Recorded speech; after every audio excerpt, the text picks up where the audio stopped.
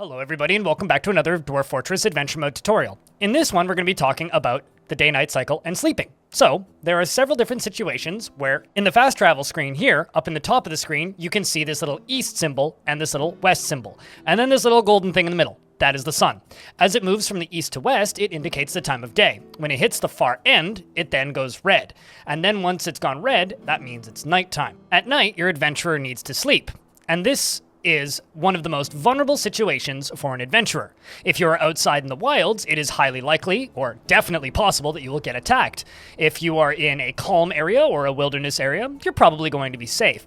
But if you're in some untamed wilds, or a haunted biome, or something that is a little bit more sinister, you may very quickly run into a fight that you cannot win. So first and foremost, we're going to move a little bit north. As you can see, there's a dwarven settlement right here. This is a member of my faction, so it's the safest place I could possibly spend the night. We're going to simply move forward and then drop out of the high-speed travel. And then walk just a little bit north on top of our little pony here into the settlement. Now, since we live here, and this is a member of our faction, we can just sleep here. So I'm going to simply dismount from my horse. Now that we're down on the ground in the settlement, we could go inside and try and sleep. However, you'll notice very quickly that it's hard to sleep with so much chatter, as there's a lot of individuals talking. And also, it removes one of the handy little options when you are underground, which is you cannot see the dawn. In order to sleep until you see dawn, you either need to be in a bed that you've requested in a tavern, or you need to sleep outside. So we're gonna go kind of stand in the corner here in this nice safety of the place that we grew up and take a nap until dawn. When you see this screen pop up, it means that you are currently waiting until dawn. The bar up here at the top is black because it's nighttime. When it turns red, it means it's daytime again. Now, when you regain consciousness, there's gonna be something kind of interesting here. You're gonna see these three little icons down here: hunger, thirst, and stunned. The reason you're stunned when you wake up is because that's simulating the idea of, ugh, man, just woke up. I slept funny. That kind of feeling.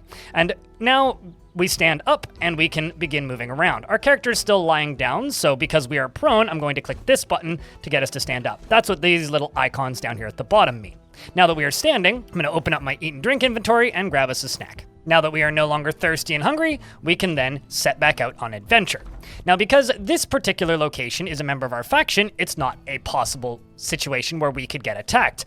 But if we need to sleep out in the wilderness, it could be. We're gonna have to find somewhere that we can sleep. Or alternatively, at the very least, ask somebody for permission to sleep in their home. We move closer to town and we see the sun is going down, so we need to find a place to sleep fast. As we wander up to the nearest house, we can actually see some people talking. And we can have a peek here. There's a frail human speaking, and some other characters seem to greet us.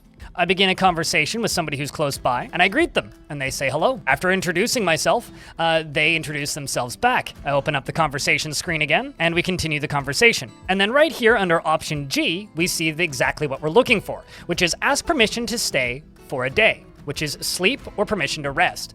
If you need to just search for this, you could just type in the word sleep, and this would give you the option to select it. Under most circumstances, they will let you stay, unless the character is particularly anti your type. Maybe they really don't like dwarves, or really don't like goblins, or perhaps they're just a grumpy individual. Then they won't let you stay, or they'll simply start stabbing you to death. But if they are somebody who's relatively neutral to you as part of a neutral faction, they'll generally allow you to stay in their space for a day. Otherwise, you literally are incapable of sleeping in a town.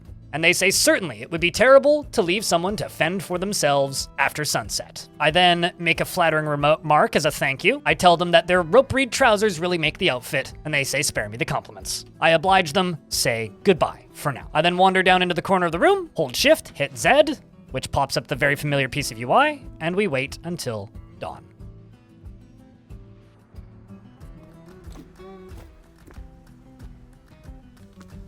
Now that we've taken our rest, we are then going to head out of town, grab a snack real quick, although it appears my water is still frozen. Must have been cold last night for it to freeze so quickly. And we begin fast traveling out using the roads. Now we've been traveling a little bit and I was able to swipe some food from a local vendor, as well as pick up some alcohol/drinks from a local tavern, and then refilled my water skins. And we are heading south, but the sun is going down. Well, it must be time for us to rest pretty soon. This seems like a safe place. What could possibly go wrong? I mean, after all, there's a massive building in the distance. It's probably friendly, right? we're going to move a little bit up this way. And, of course, because we are so tired, we are going to sleep until dawn.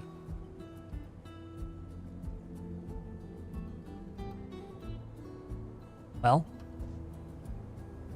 it appears that our journey shall continue. For nothing bad has happened this time. But maybe we won't be so lucky next time.